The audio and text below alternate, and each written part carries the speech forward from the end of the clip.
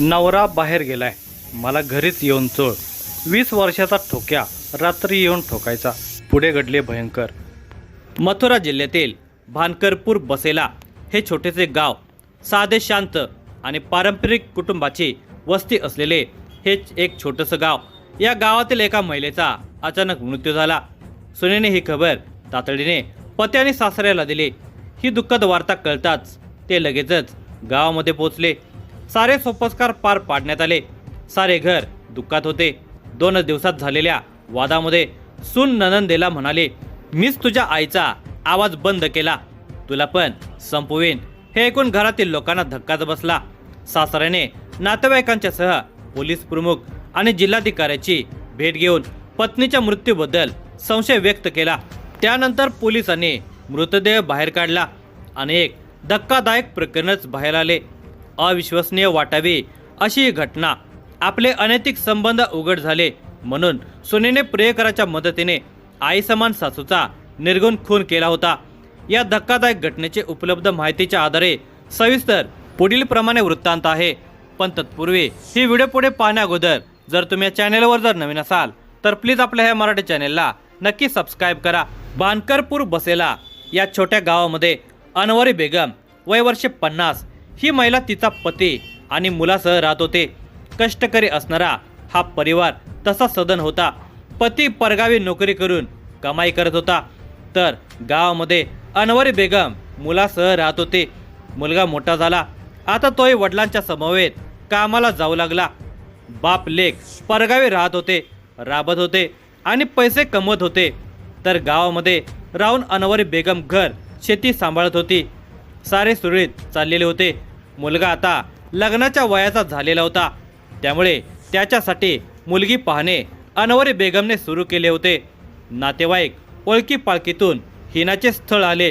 पाहताच भूल पडावी इतकी सुंदर असलेली हिना पाहता क्षणीच अनवरी बेगमने सून म्हणून पसंत केली. मुलगाही हिनाच्या रूपाला भुलला होता. दोघांची पसंती झाली. सारे जुळून आले आणि रीतिरिवाजाप्रमाणे विवाह झाला. सून हिना घरात आली. सासूने तिला अगदी पोटच्या मुलीसारखे प्रेम दिले. घरातील कामकाज, नातेवाईकांचे येणे जाणे, सणवार सर्व काही आनंदामध्ये सुरू होते.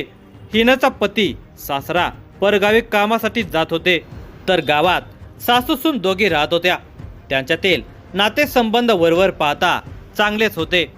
सासू नेहमी सुनेची बाजू घेत असे आणि तिला घरातील जबाबदाऱ्या समजावून सांगत असे. त्यामुळे गावकऱ्यांनाही वाटत होते की या घरामध्ये सगळे काही सुरळीत आहे. मात्र या घराच्या 4 भिंतीच्या आत एक गुपित हळूहळू आकार घेत होते. हिना वय वर्षे 22, गोरीपान होते. उबाब मादक चेहरा, चंचल नजर, लाल चुटूक ओठ, सडपातळ बांधा, पुष्ट उरोज, नाजूक कंबर, गोलाकार नितंबाचा घेर आणि कामुक हालचालींनी ती सगळ्यांचे लक्ष वेधून घेत होते. प्रत्येक पुरुषाची नजर तिच्यावर खिळून राहत होते. पण या जवानीचा स्वाद चाकणारा मात्र महिन्यातून एखादा दुसरा दिवस यायचा. 1-2 रात्री सुखामध्ये न्हावून पुन्हा कामावर निघून जायचा. कारण तो पती होता. त्याला घराची, तिची, आई वडिलांची जबाबदारी पार पाडायची होती. आपल्या पत्नीवर त्याचा विश्वास होता, पण ती मात्र हळूहळू त्याच्यापासून दूर जात होती. कोणीही पुरुष आपल्या रूपावर भाळू शकतो, आपल्या तालावर नाचू शकतो, पण आपला पती मात्र आपल्याला सोडून परगावी जातो. हे काही बरोबर नाही असे तिला वाटू लागले होते. आपल्या या जवानीचा स्वाद चाकणारे कोणी नसेल तर उपयोग काय? उद्या जवानी ओसरू लागली तर सुख घेता येणार आहे काय? त्यामुळे आताच आपण सुख मिळवले पाहिजे असे विचार तिच्या मनामध्ये घोळू लागले. आता तिची नजर एखाद्या पुरुषाचा शोध घेऊ लागली, जो तिला तिच्या मनाप्रमाणे सुख देऊ शकेल. तसे खूप जण तिच्यावर नजर ठेवून होते. ती अनेकाचे नजरेचा खेळ खेळत होते. सासू घरात नसेल तेव्हा तिची शेजारी पाजारी चेष्टा मस्करी सुरू असायची. यातूनच तिची शेजारच्या आदिलशी जवळीकता निर्माण झाली. आदिल विशीचा तरुण होता आणि तिच्या रूपावर फिदा होता. बिनधास्तपणे तो तिच्या सौंदर्याची स्तुती करत असे.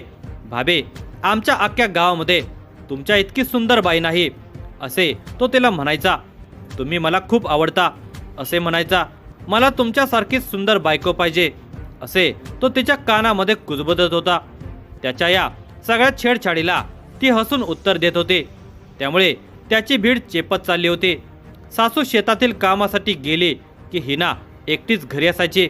तेव्हा आदेल घरी यायचा आणि तिच्याशी बोलत बसायचा. दोघांच्यामध्ये घट्ट मैत्री झाली होती. आता अंग चटीला जाण्यापर्यंत दोघांच्यातील नाते घनिष्ठपणे झालेले होते. तो रोजच तिच्या घरी येत असे. ती त्याला म्हणायची, आमच्या घरी कशाला येतोस? त्यापेक्षा बाहेर फिरत जा. एखादी मुलगी बघून लग्न कर. मला नाही आवडत रिकामे फिरायला. मग येते कशाला येतोस? काय काम असते? मी तुला भेटायला येतो. मला भेटायला? का?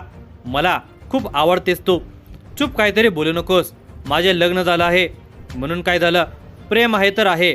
मला तुला बघितल्याशिवाय चैनच पडत नाही. माझ्या नवऱ्याला समजले तर तो काय करेल माहिती आहे का? त्याला कसे समजेल? तू सांगणार काय? मी कशाला सांगू? मला पण आवडते तुझ्याशी बोलायला, म्हणूनच मी येतो. तुझे माझ्यावर प्रेम आहे ना? त्याने तिला जवळ जात विचारले. ती खाली मान घालून उभी होती. त्याने तिचा चेहरा वर केला. तिच्या चंचल डोळ्यामध्ये कामुकता दाटलेली होती. त्याने पटकन तिच्या तोंडाला तोंड लावले. ती घाबरून मागे सरकली. पण त्याने क्षणार्धात तिला मिठीत ओढले आणि घट्ट आवळून धरले. त्याचे ओठ तिच्या ओठांचे चूषण करत होते. त्याचे हात तिच्या सर्वांगावर फिरत होते. तिची उत्तेजनाही वाढलेली होती. त्याचे टणकपुष्ट अंग तिच्या नाजूक अंगाला घासू लागले. पाहता पाहता दोघेही विवस्त्र झाले. तिने ते मदमस्त गोरेपान नागवे रूप पाहून तो पिसायला. त्याचा आवेग वाढला. जोराने तो तिला भिडला आणि तिच्यावर तुटून पडला. आदाशासारखा तो तिच्या मुलायम देहाला कुस्करू लागला, रगडू लागला. तिला हेच हवे होते. तिच्या देहाचा मुक्तपणे भोग घेणारा पुरुषच तिला हवा होता. तो नवतरुण असलेल्या आदिलच्या रूपाने तिला भेटलेला होता. तो तिला धुंद होऊन भोगत होता, तृप्त करत होता. दोघांच्यातील अनैतिक संबंध चांगलेच आता बहरू लागले होते. तो 20 वर्षांचा होता तर ती 22 वर्षाची होती. दोघेही तरुण, रिकामे आणि कामुकतेने भरलेले होते. मग त्यांना आता कोण अडवणार? संधी मिळताच ते एकमेकाला भिडत होते. हळूहळू त्यांच्यातील संबंध इतके वाढत चाललेले होते की घरामध्ये सासू असतानाही ती रात्रीची आदिलला खोलीत बोलवू लागली. मागच्या बाजूने तो तिच्या खोलीमध्ये शिरायचा आणि रात्रभर त्यांच्यामध्ये काम क्रीडा रंगायची. पहाटे तो निघून जायचा. हे सगळे चोरी छुपे सुरू होते, मात्र ते फार काळ लपून राहिले नव्हते. तिच्या वागण्यात हळूहळू बदल दिसू लागला होता. कधी कधी ती घराबाहेर जास्त वेळ घालवत असे, तर कधी फोनवर कुणाशी तरी कुजबुजत बोलत असे. मात्र कुटुंबियांनी त्याकडे फारसे लक्ष दिले नव्हते. पण नियतीने या गुपिताचा भांडाफोड करण्यासाठी एक भयानक रात्र ठरवून ठेवली होती. दिनांक 3 मार्चची ती काळी रात्र होते. गावभर शांतता पसरलेली होती. घरातील सर्वजण गाढ झोपेत होते. त्या रात्री हिनाला शरीर सुखाची खूपच इच्छा झाली होती. तिकडे आदिललाही झोप येत नव्हते. नेहमीप्रमाणे दोघांनीही भूक भागवण्यासाठी रात्रीचा खेळ खेळण्याचे ठरवले. आदिल नेहमीप्रमाणे तपक्या पावलांनी तिच्या खोलीत आला. तो येताच तिने त्याला मिठीत घेऊन चुंबनाची बरसात केली. तोही आवेगाने तिचे चुंबन घेऊ लागला. मध्यरात्रीचे 1 वाजले होते. आजूबाजूला कोणी पाहत तर नाही ना याची खात्री करूनच तो आलेला होता. घरातील सगळे झोपलेले आहेत असा त्या दोघांचा समज होता. त्यामुळे दोघेही बिनधास्त एकमेकाला आवळत होते. त्याने तिचे कपडे उतरवले. तिला पूर्ण नग्न करून बेडवर पाडले. तिचे ते गोरेपान अंग चमकत होते. तो देहाचा खजिना लुटण्यासाठी तो आतुर झालेला होता. त्याने क्षणभरातच आपले कपडे उतरवले आणि तो तिच्यावर स्वार झाला. दोघांचाही आवेग वाढलेला होता. त्यांना कशाचेच भान उरलेले नव्हते. दोघे एकमेकाला स्वतःमध्ये सामावून घेताना आपण कुठे आहोत हे विसरून गेलेले होते. तो जोरजोरात संभोग करत होता. ते त्याला कणत मोठ्याने सुस्कारे सोडत साथ देत होते. तो तिच्या गालाची, ओठांची, मानेची, स्तनांची चुंबने घेत होता, चावे घेत होते. ती खिदळत होते. या बिनधास्त खेळाचा आवाज आता खोलीतून बाहेर जाऊ लागला होता. या आवाजाने सासू जागी झाली. घरात कुणीतरी शिरल्याचा तिला संशय आला. काय प्रकार आहे हे पाहण्यासाठी ती सावधपणे उठली होती. तिच्या सोन्याच्या खोलीतून आवाज येत असल्याने ती हळूहळू पावले टाकत त्या खोलीजवळ पोहोचली. दरवाजाजवळ पोहोचताच आतून कुजबुजण्याचे आवाज तिच्या कानावर आले. तिने हळूच दरवाजा ढकलला आणि समोरचे दृश्य पाहताच ती थबकली. तिची सून आणि आदिल दोघे पूर्ण नग्न अवस्थेमध्ये बेडवर शरीर संबंध करत होते. आपल्या सुनेचे हे रूप पाहून ती बिचारी हादरलीच, तर तिला पाहून हिना आणि आदिल या दोघांची पाच्यावर धारण बसली. आता आपली धडगत नाही हे त्या दोघांच्याही लक्षात आले. क्षणभर खोलीमध्ये भयानक शांतता पसरली. दुसऱ्या क्षणी अनवरी बेगमने त्या दोघांना फैलावर घेतले. तिने संतापाने सुनेला जाब विचारायला सुरुवात केली. हे काय करतेस तू? लाज नाही का वाटत? घराची इज्जत मातीमोल करायची ठरवली आहेस का? असे म्हणत तिने दोघांना जोरदार सुनावले. तिचा हा संताप पाहून हिना आणि आदिल दोघेही घाबरून गेले. हा प्रकार उघड झाला तर कुटुंबामध्ये आणि गावामध्ये मोठी बदनामी होईल याची जाणीव झाल्याने ते दोघे सावध झाले. ते मनातून खूपच घाबरले होते. त्या दोघांनी सासू अनवरी बेगमला शांत करण्याचा प्रयत्न केला, पण ती काय ऐकण्याच्या मनस्थितीमध्ये नव्हते. उलट ते जास्तच मोठ्याने बोलू लागले होते. या आवाजाने लोक उठले तर आपली बदनामी निश्चित आहे, त्यापेक्षा हिचा आवाज आत्ताच बंद केला पाहिजे. या विचाराने क्षणार्धात हिनाने एक टोकाचा निर्णय घेतला.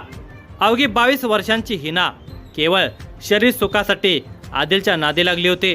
आता रंग्यात सापडल्याने सासूचा आवाज बंद करण्याचे तिने पक्के केले आणि दुसऱ्या क्षणी ती सासूवर चालून गेली. तिला साथ द्यायला आदिल होताच. त्याने तिला पकडून धरले आणि हिनाने जवळची उशी उचलली. काही क्षणातच दोघांनी मिळून अनवरी बेगमचा गळा दाबायला सुरुवात केली. तिने स्वतःला वाचवण्यासाठी झटापट केली, पण दोघांच्या जोरासमोर ती हतबल ठरली. झटपटी दरम्यान तिच्या मानेवर प्रचंड दबाव आला आणि तिचे मानेचे हाड मोडले. काही क्षणातच तिचा जीव गेला आणि खोलीमध्ये पुन्हा एकदा भयान शांतता पसरली. त्या शांततेत फक्त त्या दोघांच्या धडधडणाऱ्या हृदयांचा आवाज ऐकू येत होता. मध्यरात्री अचानक आरडाओरडा सुरू झाला. आजूबाजूचे नातेवाईक लोक तिच्या आवाजाने धावत आले. तेव्हा अनवरी बेगम बेशुद्ध पडल्याचे दिसत होते. सून हिना घाबरलेल्या आवाजात सांगत होते की सासूला हृदयविकाराचा झटका आला आहे. काही वेळातच अनवरी बेगमचा मृत्यू झाल्याचे लोकांच्या लक्षात आले. हिनाने पतीला फोन करून कळवले की अम्मी जान अचानक बेशुद्ध होऊन पडल्या, त्यांना हार्ट अटॅक आला आहे. हे समजताच तो वडिलांच्यासह गावी आला. सर्वांना वाटले की वृद्धापकाळामुळे आणि अचानक आलेल्या हृदयविकाराच्या झटक्यामुळे तिचा मृत्यू झाला. त्यामुळे कोणताही संशय न घेता कुटुंबियांनी मृतदेहाचे अंत्यसंस्कारही करून टाकले. गावकऱ्यांनाही हा एक नैसर्गिक मृत्यू वाटला आणि प्रकरण तिथेच संपल्यासारखे दिसत होते. मात्र काही दिवसानंतर अनवरी बेगमच्या पतीच्या मनामध्ये संशयाची पाल चुकचुकू लागली. आपल्या पत्नीचा मृत्यू इतका अचानक कसा झाला? सुनेचे वागणे इतके विचित्र का वाटत आहे? या प्रश्नांनी त्यांना सतावायला सुरुवात केली. घरामध्ये दुःखाचे वातावरण होते, पण हिना मात्र कुठेतरी हरवल्यासारखे वागत होते. तिच्या वागण्यातला फरक सगळ्यांना जाणवत होता. त्यातूनच तिचे ननंदेशी भांडण झाले. किरकोळ कारणातून झालेल्या वादामध्ये हिनाने ननंदेला सुनावले की तुझ्या आईचा आवाज मीच बंद केलाय. मला जास्त काय बोललीस तर तुलाही संपून टाकेन. तू माझे काही वाकडे करू शकत नाहीस. तिचे हे बोलणे सर्वांच्यासाठीच धक्कादायक होते. मग मात्र तिच्या सासऱ्यांचा संशय बळावला. अखेर त्यांनी धाडस करून थेट पोलीस ठाण्याचा दरवाजा ठोठावला. पोलिसांनीही या प्रकरणाची गंभीर दखल घेतली. अधिकाऱ्यांच्या आदेशानुसार जमिनीत गाडलेला मृतदेह पुन्हा बाहेर काढण्यात आला आणि त्याचे शवविच्छेदन करण्यात आले. अहवाल समोर येताच सगळेच हादरून गेले. महिलेचा मृत्यू हृदयविकाराने झाला नव्हता, तर गळा आवळल्यामुळे आणि मानेचे हाड मोडल्यामुळे झाला होता. यानंतर पोलिसांनी घरातील सुनेची म्हणजे हिनाची कसून चौकशी सुरू केली. सुरुवातीला ती काहीच माहिती नसल्याचे सांगत होते, मात्र पोलिसांच्या प्रश्नांचा भडेमार वाढतच असल्यामुळे तिने गुन्ह्याची कबुली दिली. तिने आदिलचे नावही सांगितले. त्यानंतर तातडीने हालचाली करत पोलिसांनी दोघांनाही ताब्यात घेतले. या प्रकरणाचा अधिक तपास सुरू आहे. सुनेने आपले अनैतिक संबंध लपवण्यासाठी सासूची हत्या केल्याचे उघडकीस आल्याने खळबळ माजली आहे.